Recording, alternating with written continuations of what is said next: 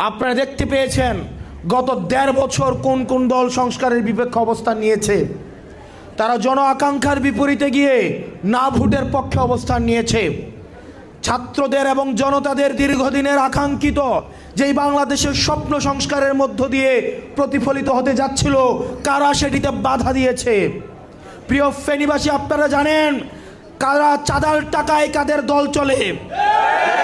প্রিয় ফেনীবাসী, আপনারা জানেন প্রত্যেকটি পাড়া মহল্লায় অলিতে গলিতে ছোট ছোট ব্যবসায়ী, ভ্যানওয়ালা, চা দোকানদার থেকে শুরু করে আমাদের যত বড় ব্যবসায়ী আছে তাদের নাবিশ্বাস হয়ে গিয়েছে এই চাঁদাবাজ এবং দুর্নীতিবাজদের কারণে। গত ১.৫ বছর চাঁদাবাজ এবং দুর্নীতিবাজরা ট্রেইলর দেখিয়েছে। এটা ট্রেইলর, পিকচার আবি বাকি হে।